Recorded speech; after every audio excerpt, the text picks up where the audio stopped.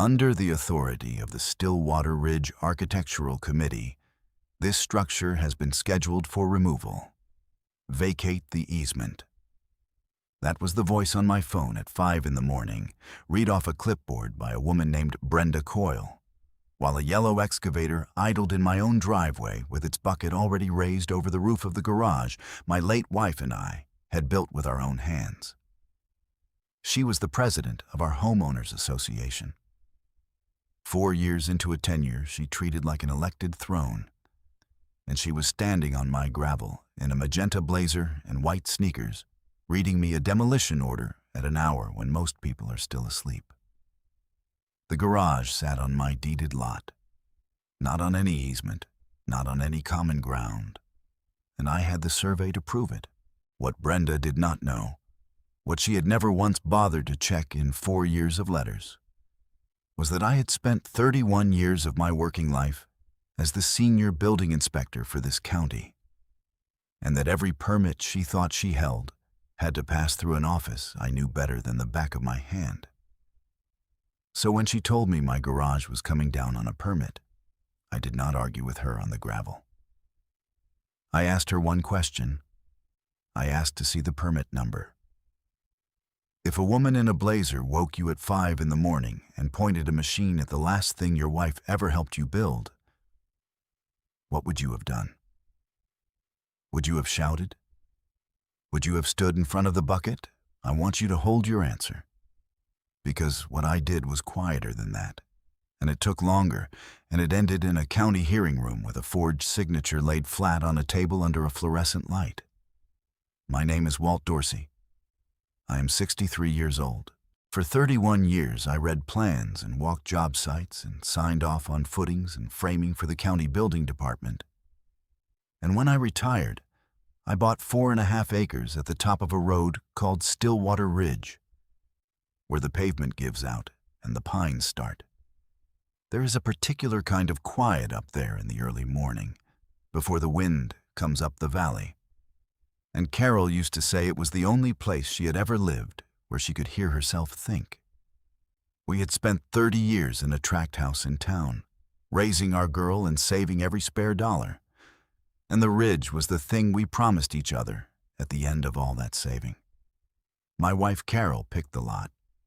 She walked it twice in a single afternoon, once at sunrise and once at dusk, because she wanted to see where the shadows fell at both ends of the day.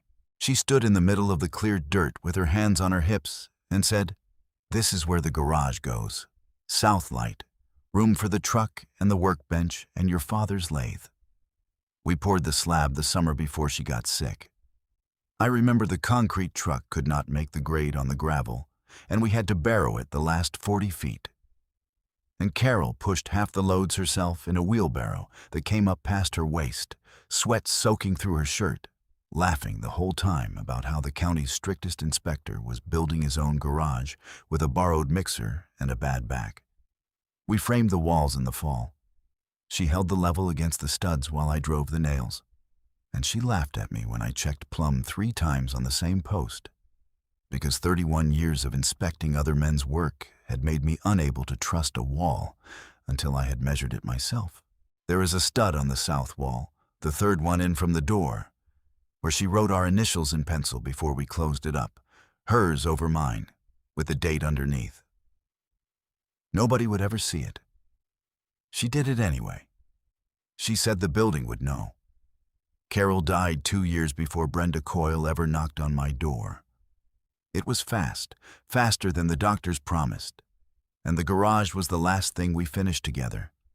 The last project where she stood beside me with a tool in her hand and an opinion about how I was holding it. After the funeral, I could not go into the house for whole afternoons, but I could always go into the garage because it still smelled like cut cedar and machine oil, and her level still hung on its nail where she had left it. I want you to understand that before I tell you the rest, because everything Brenda did, she did to a building that held my wife's fingerprints in the paint. And she did it without ever once reading the file. I have kept files my whole life. It is not a hobby. It is the way a man survives 31 years of signing his name to other people's safety, knowing that if a footing he approved ever failed, his initials would be the first thing the lawyers found. You learn early in that work that memory is a liar and paper is not. You learn that the contractor who swears he poured to spec and the card that says he poured to spec are two different things, and only one of them will stand up when a wall cracks. So I kept everything, every job, every inspection, boxed and labeled in a back room, and when I retired, they offered to throw a party, and I asked instead if I could take my filing habits with me. When I built the garage, I pulled my own permit, the right way over the counter at the same office where I used to work, and I waited my turn in line behind a roofer and a man getting a deck permit, because I was a homeowner now and not the inspector, and I wanted the record to show I had done it like anybody else. I have the application. I have the approved plans with the reviewer's stamp. I have the final inspection card with the inspector's initials. A younger man named Cole, whom I had trained myself, who walked my footings and checked my framing and signed off on the work his old boss had done, and who told me, only half joking, that it was the cleanest residential job he had inspected all year. I keep all of it in a green folder in a fireproof box in the hall closet, and I keep a second copy scanned to 2 drives, one in the house and one I leave with my sister in town, because Carol used to say a thing does not exist until you can put your hand on the paper. The first letter came in the spring. It was printed on Stillwater Ridge letterhead, the kind with a little embossed pine tree in the corner, and it informed me that my garage was in violation of community aesthetic standards because the siding was unstained cedar, and the committee had voted to require earth tone paint on all outbuildings. I read it twice. The garage had stood for 4 years. The covenant they cited had been adopted the previous month. I drove down to the entry monument where the association posts its meeting notices, and sure enough, there was the minute. A vote of 3-1 taken on a Tuesday night I had not been told about, requiring earth tone paint on structures the committee deemed visible from common areas. My garage is not visible from any common area. You would have to walk up my private gravel and around the back of my house to see it at all. I wrote back one paragraph, polite, noting that the structure predated the rule and that retroactive aesthetic covenants do not attach to a completed permitted building. And I cited the section of the covenant that said so, because they had written the exemption into their own document and never read it. I filed my copy. That was incident 1. The second letter came 3 weeks later. It was a fine. $50 a day, accruing, for the cedar siding, with a running total already printed at the bottom as though the meter had been running since the day they mailed the first letter. I did not pay it, because there was nothing lawful to pay it for. But I did something more useful. I drove down to the county recorder and pulled the plat for the whole subdivision, and I sat in my truck in the parking lot and read it the way I used to read it on the clock, line by line, corner by corner.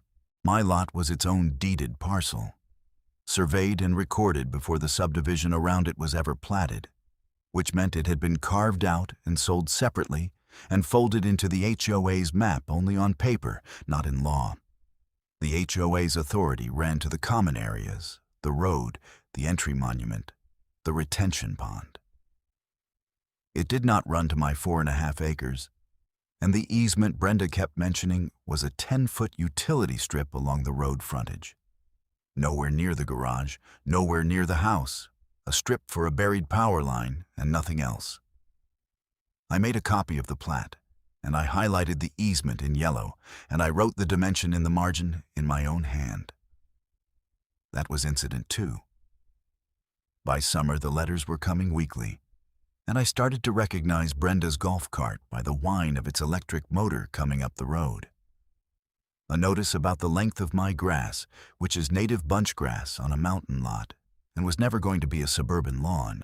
A notice about the truck parked on my own gravel, my own truck, on my own land, behind my own gate. A notice that my mailbox post was not the approved color. Though my mailbox sits on a county road easement, the HOA does not control either. Each one I read, each one I answered in a single calm paragraph, each one I filed in the green folder behind the last.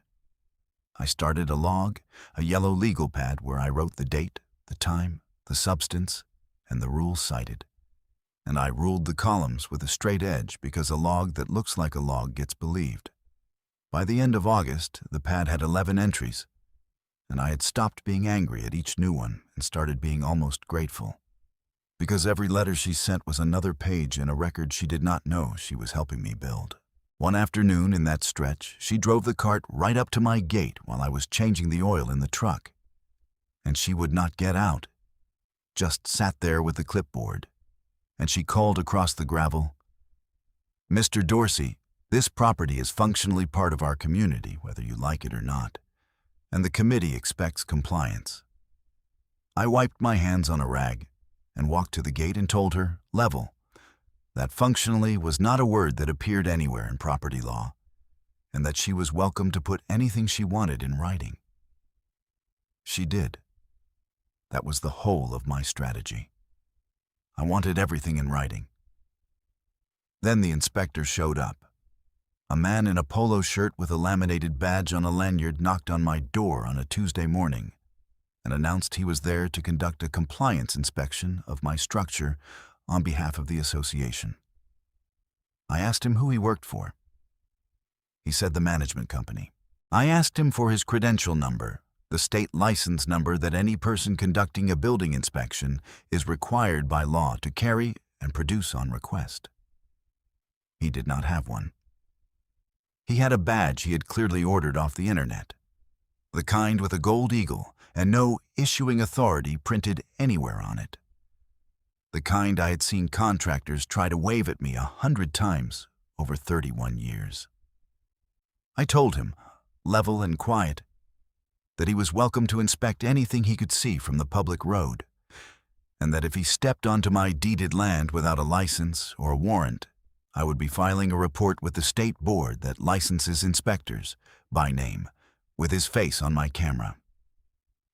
He looked at the camera under the eave. He left.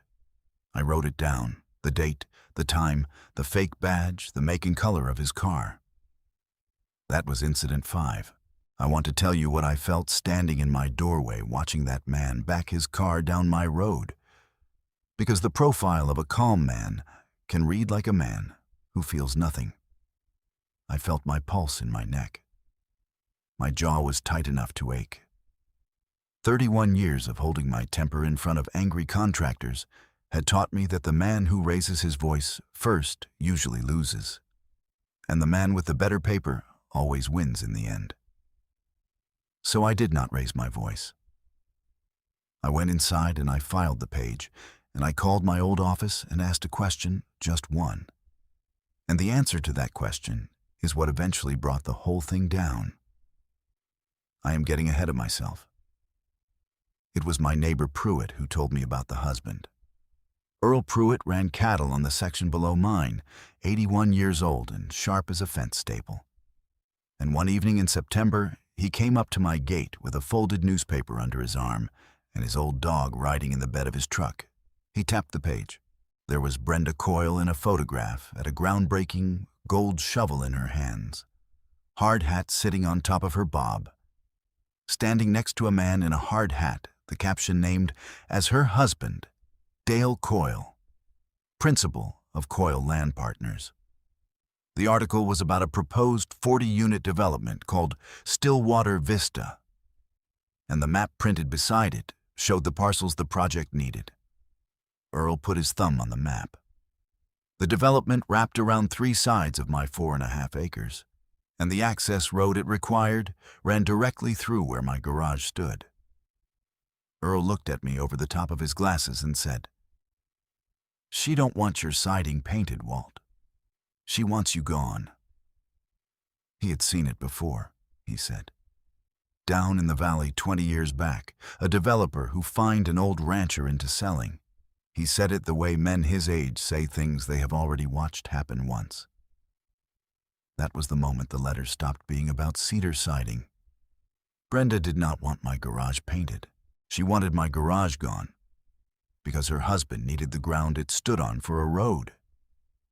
And the fastest way to get it was to convince a 63-year-old widower that an HOA had the authority to take it. I sat with Earl at my kitchen table, and I poured us both coffee, and I laid the plat next to the newspaper map. And the two of them lined up like a key in a lock. The access road overlaying my south property line, the garage sitting square in the path of it. Earl traced the road with his finger and shook his head. I made a copy of the newspaper. I wrote the date on the log. That was Incident 8, and it was the first one that frightened me, because a fine is an annoyance and a fake inspector is a clown. But a man with money and a road to build is a different kind of problem. And I had spent enough years around development money to know what it does to people who think a piece of paper is the only thing standing between them and a profit. The fall was quiet in a way that should have warned me. The letters slowed. Brenda stopped coming to the gate, and I no longer heard the whine of the golf cart on the road. I let myself believe the records request I had filed with the county, asking for every permit issued in my name or against my address, was working its slow way through the system, and that the quiet meant she had finally read a deed and called off her dogs. I was wrong.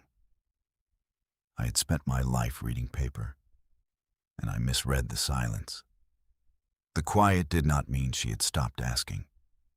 The quiet meant she had stopped asking and started doing, because a person who has decided to forge a document does not send you a letter warning you first. The week before it happened, my daughter came to stay. Lacey is 17, and she had been living with my sister in town during the school year because the ridge is a long drive, and I did not want her on that road in the snow. It was the start of winter break, and she came up with her duffel bag and her school books and her habit of narrating everything she saw, and the house was warmer for it. She is Carol all over again. The same way of standing with her hands on her hips, the same refusal to let a thing go half-measured. The first night she walked out to the garage with a flashlight and ran the beam over the workbench and her mother's level still hanging on its nail. And she said, "You should put a camera out here, Dad, the way that lady's been acting." I told her I had too.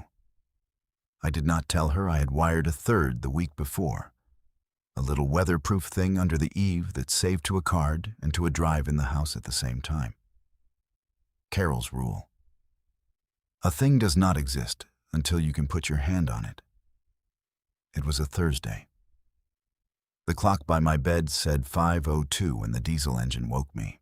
I knew the sound before I was fully awake. The low knock of a tracked excavator at idle. Because I had stood next to 10,000 of them on job sites, and the sound of a cold diesel settling into its idle is printed somewhere in me below thought. For one half-asleep second, I thought a neighbor was having work done. And then I remembered that the only thing past my gate at the top of that road was my own land. And I came up out of bed fast. I came out the front door in my boots and a coat over my undershirt. And the yard was lit up like a stage by work lights on a trailer, white and flat and pitiless. And there was the machine, tracks chewed into my gravel. And there was Brenda Coyle with her clipboard and a magenta blazer over yoga pants and white sneakers wet with dew. And there was a man I did not know in the cab with the bucket already raised over my roofline. No, under the authority of the Stillwater Ridge Architectural Committee, this structure has been scheduled for removal, she read, in the same voice you would use to cancel a magazine subscription. Vacate the easement? Lacey was behind me in the doorway, in her pajamas and her mother's old barn coat. Her hair still flat from sleep, her face white in the work lights. Every part of me wanted to put my body between her and that machine. The colder part of me, the part 31 years had built, knew the more useful thing. I told her to go inside, to start the camera feed on the laptop, to make sure the Eve camera was writing to the drive, and to not come back out no matter what she heard. I told her the building did not matter and the recording did. To my everlasting pride, she did exactly that. She did not cry and she did not argue. She is her mother's daughter, and she understood that the most useful thing she could do was witness it from behind glass and keep her own hand steady. I heard the laptop chime through the open door as the feed came up. I turned back to Brenda, and I did not shout, because a man who shouts at 5 in the morning in front of a camera looks like a man who is lost. And I had already decided I was going to win this in a room with the lights on. I asked her the only question that mattered. "Brenda," I said, "what is the permit number?" She blinked. She looked down at her clipboard. She read me a number, 10 digits, county format, the kind of number I had written by hand on 10,000 cards. And she read it with the satisfaction of a woman producing a trump card. And the moment she read it, I knew. Not suspected. Knew. Because a county demolition permit for a residential outbuilding requires the signature of the property owner of record or a court order in lieu of it. And I had signed nothing. And there had been no hearing, no notice, no order served on me, no posting on the structure. None of the half-dozen steps the law requires before a single board comes off a building.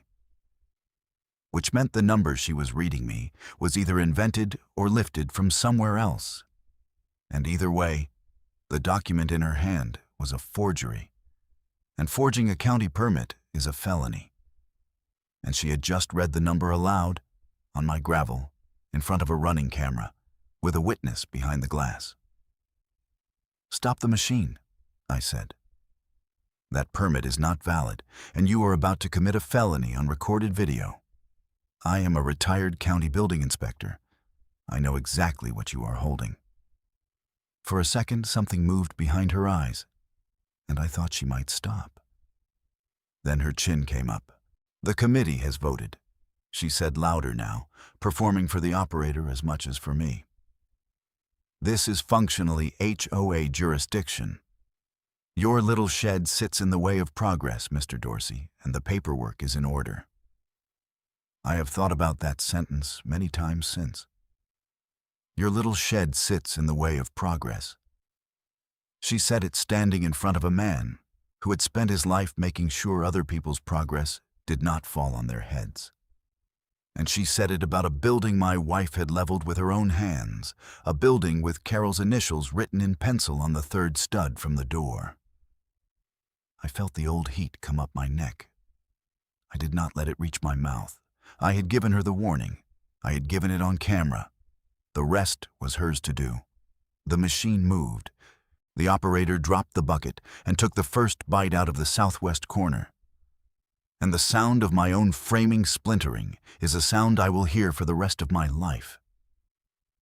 A long tearing crack, and then the flat slap of a wall going down into gravel. The wall Carol held the level against came down in about 90 seconds.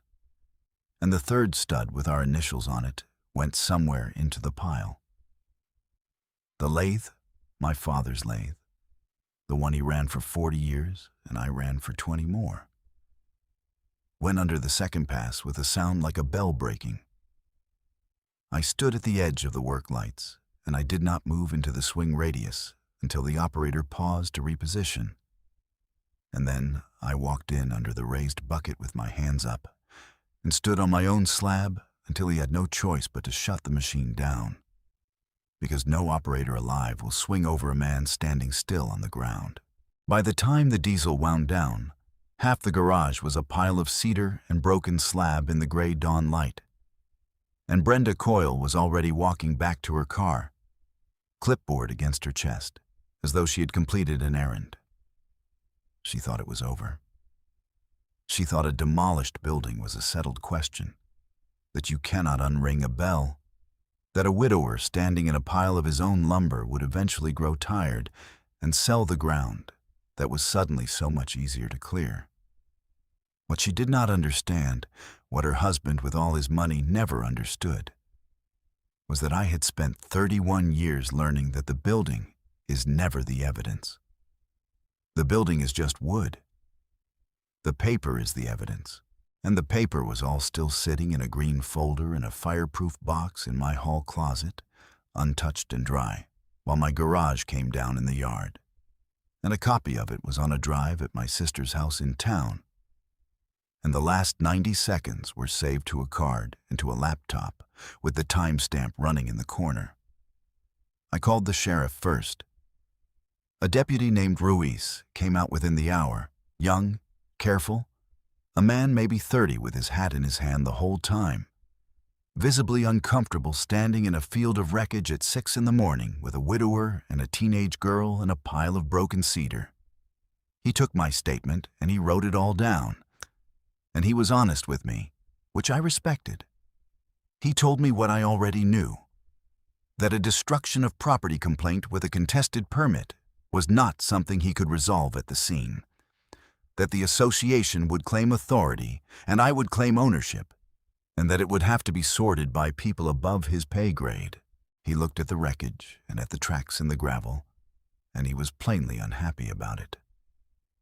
Then he said the thing that mattered. He crouched down by the slab, looked at the clean, broken edge of it, and said, "If you can show me that permit is bad, this stops being a civil dispute and becomes a criminal case, and I will be the one who files it." He told me the threshold in plain words. Bring documented proof the permit was forged, proof the county will recognize, and the county does not have a choice in the matter. They have to act. A forged government document is not something anyone gets to wave away. He gave me his card. He told me to save everything off the cameras to 2 places before I did anything else. And I told him it was already done. And something in his face eased. Because he understood then that he was dealing with a man who kept records. I had been collecting that proof for 8 months without fully knowing it was the proof. That is the thing about the documentation discipline. You do not file the page because you know what it will prove someday. You file it because filing is what you do. And then one morning, the pile of pages turns out to be a case. I drove to the county building department the moment it opened, to the same counter I had stood behind for 3 decades, where the linoleum still had the same worn track in front of the plan rack. And I asked the clerk, a woman named Tess who had started the year I left, to pull the full record on the permit number Brenda had read me off her clipboard. Tess typed it in. She frowned at the screen. She typed it again, slower. Then she turned the monitor toward me so I could see it the way I used to turn a plan around to show a contractor his own mistake. The number was real. That was the clever part of it and the stupid part of it. It had been issued. It had not been issued for a demolition, and it had not been issued for my address. It had been issued 11 months earlier for a fence repair on a lot 2 miles away, on the far side of the subdivision. A small job, a few $100s of work. A permit that had been opened, inspected, closed, finalized, and archived almost a year before. Somebody had taken a dead, legitimate closed permit number and copied it onto a forged demolition order on fake county letterhead, betting that a 63-year-old widower would never think to pull the original record, betting that the number alone, 10 official-looking digits, would be enough to make a grieving man stand aside while a machine did its work. They had bet against the one man in the county most likely to pull the record. They had pointed a forgery at a retired building inspector and read him the number out loud. Tess printed the original permit, the fence repair, with its address and its scope and its closure date stamped across it. I laid it next to the photograph Lacey had taken of Brenda's clipboard order through the kitchen window the night before. Zoomed in until the 10 digits were sharp, the same number on both. 2 completely different documents claiming to be the same thing. And then I asked Tess for one more thing, the one that would close it. I asked her to pull the demolition permit log from my address, the official record of every permit ever issued against my property in the entire history of the parcel. She printed it. It was 1 page long. It listed exactly 1 permit in the history of my 4.5 acres. The original building permit for the garage, issued to Walt Dorsey, approved by the reviewer, inspected by Cole, and finaled, clean. There had never been a demolition permit on my land.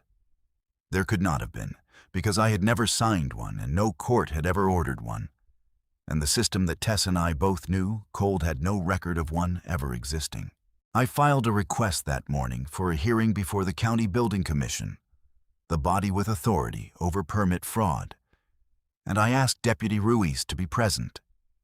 And I called the management company Brenda used and informed them in 1 sentence that I had the original record and that I would be presenting it to the commission, which is the only message I ever sent her camp, because the documents were going to do the talking and I was not going to do any of it myself. The hearing was 3 weeks later, in a small county room with fluorescent lights and folding chairs and a long table at the front for the commission. And it was fuller than I expected.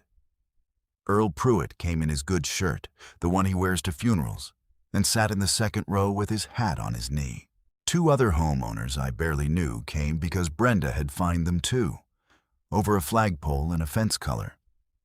And they wanted to watch the woman who had been mailing them notices for 4 years stand in front of someone with actual authority. Deputy Ruiz stood at the back with his hat in his hands and a folder of his own under his arm. Lacey sat in the front row with the green folder on her lap because I wanted her hands on the paper. The way Carol's hands had been on the level, the way the work had always gone in our family, one generation holding while the other drove the nail. Brenda came with her husband Dale and a lawyer in a gray suit, and she sat with her chin up, like a woman who had been to many of these and won them all. And maybe she had. The commission chair was a man named Hollis, who had hired me onto the department 26 years before. And he ran the room the way I remembered him running everything, slow and fair and impossible to rush. He asked the association to present its authority for the demolition. The lawyer stood and spoke for a good while, smooth and unhurried, about community standards and architectural jurisdiction and the right of an association to abate a nuisance on land within its boundaries. And he used the word functionally more than once. And he set a single sheet on the table as the basis for the action, the demolition permit, face up, 10 digits across the top. He said the association had acted in good faith on a valid county permit. Then he sat down, and the chair looked at the page, and then he looked at me. Because he knew exactly who I was. Half the people in that building had walked footings with me, and he asked if I wished to respond. I did not make a speech. I have watched 1,000 men talk their way into a corner in a room like that. Contractors who could have walked free if they had just stopped talking. And I had no intention of being one of them. The whole point of 31 years is that you learn the paper is louder than you are. I asked Lacey for the folder. She handed it up to me, and her hands were steady. I walked 3 documents to the front and laid them on the table in a row, slow, square to the edge. The way I used to lay a code citation down next to the plan that violated it so a man could see his error without my having to name it.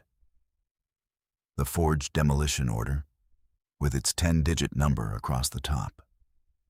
Beside it, the original county record for that exact number, a finaled fence repair on a different lot, 2 miles away, 11 months prior, the closure stamp plain across the face of it. And beside that, the complete permit history for my address. 1 page, 1 permit, The garage, issued and inspected and finalized in my name, with no demolition permit anywhere on it, because none had ever existed in the system that the chair and I both knew down to the keystroke. I said 3 sentences, and only 3. I said, "This is the number they used." I said, "This is what that number actually is." I said, "And this is the entire permit history of my land." Then I stepped back from the table and I put my hands at my sides, and I did not say another word, because there was not another word that needed saying. And the silence after it was the loudest thing in the room. The chair picked up the 3 pages one at a time and read them in order, taking his time, and I watched his face do the thing I had watched it do across a counter for 26 years. The small tightening around the eyes when a man who reads paper for a living realizes the paper in front of him is fraudulent. He read the forged order. He read the fence permit. He read the 1-page history. He set them down, squared them with 2 fingers, and he looked at the association's lawyer, and he asked one question in a voice that had gone very flat. He asked where the demolition permit had been issued, because it was not in the county system. And a permit that is not in the county system is not a permit. It is a piece of paper somebody printed. The lawyer did not have an answer. He looked at the order, and he looked at the fence permit beside it. And he was a smart enough man to see in about 4 seconds exactly what every person in that room was now seeing. Dale Coyle started to stand, his face dark, and the lawyer put a hand flat on his arm and pressed him back down into the folding chair without ever looking at him. Brenda's chin came down for the first time since she had walked in. She looked at the 3 pages on the table, and then she looked at me. And whatever she had expected to find in my face, calm or fear or anger, she did not find any of it, because I was not looking at her at all. I was looking at the chair. The chair turned to Deputy Ruiz at the back of the room and asked him whether the sheriff's office was prepared to take a referral on a forged county instrument. And Ruiz said yes, and he stepped forward with his own folder. And that was the moment it stopped being my fight and became the law's. Here is the paired arithmetic of it, the part I want you to hold. In 4 years, Brenda Coyle had issued me 41 notices and fines totaling more than $9,000, and she had collected exactly 0, because not one of them was lawful. And the permit she finally forged carried a number from a document recorded 11 months before she used it, a number that took the county clerk less than 2 minutes to expose. 41 notices, $0 collected, 1 forged number, 2 minutes to break. The consequence fell exactly where it should have. The county referred the forged permit to the district attorney, and the investigation did not stop at Brenda. A forged county document used to clear ground for a development is not an HOA squabble. It is fraud in service of a land deal. And once the investigators pulled the thread, Stillwater Vista came apart in their hands. The development needed my garage gone to run its access road, and the road was the spine of the whole 40-unit plan. And with the parcel secure and the fraud exposed, the financing collapsed. Dale Coyle's company did not break ground. The gold shovel never turned. The road that was supposed to run through my wife's garage was never built, because the one thing the Coyles needed was the one thing they tried to take by forgery. And the forgery is what destroyed the deal. She lost the development by trying to steal the ground it needed. That is the whole of it, in one sentence. Brenda resigned the presidency before the recall vote that was coming anyway. The association, under new people, sent me a letter, a real one this time, acknowledging that my parcel had never been within its jurisdiction and that the notices were withdrawn. I filed it in the green folder behind all the others, 42 pages now, the last one finally on my side. I rebuilt the garage in the spring. The insurance settlement and the civil judgment paid for the materials. And Earl Pruitt's grandson framed the walls with me. and Lacey held the level against the studs the way her mother used to. And she laughed at me when I checked plumb 3 times on the same post. The new south wall gets the same light the old one did. Carol's level hangs on its nail. My father's lathe was beyond saving. But I kept the cast iron tailstock, and it sits on the workbench where I can put my hand on it. The afternoon we finished, Lacey stood in the middle of the slab with her hands on her hips, surveying the work. And she said it looks just like it did. And it did. It looked just like it did. So here is what I want you to take from this, plainly, because the whole point of telling it is the lesson. If you own your land, pull the deed and the plat and read them yourself, and know exactly where your lines are. Because an HOA's authority stops where its common area stops, and not 1 inch past it. When the letters start, do not argue and do not pay. File. Keep a folder, keep a log, write the date and the time and the rule they cited, and scan it to 2 places. Put a camera where it can see your gate. And when someone shows you a permit, do the one thing almost nobody does. Pull the original record and read the number, because a forged document is only strong until the moment someone checks it, and the person who checks it wins. If you have ever stood on your own ground and been told it was not yours, tell me about it in the comments, because I read them. And there are more of us than you think. If this kind of story is worth your evening, subscribe so the next one finds you. And the next one is a good one. A retired water engineer, a private reservoir his grandfather built in 1946, and an HOA that voted to drain it for a golf course, not knowing the water rights were federal and the engineer had the decree in a drawer. Until then, read your deed. Walk your lines. Keep your folder. The paper outlasts them every time.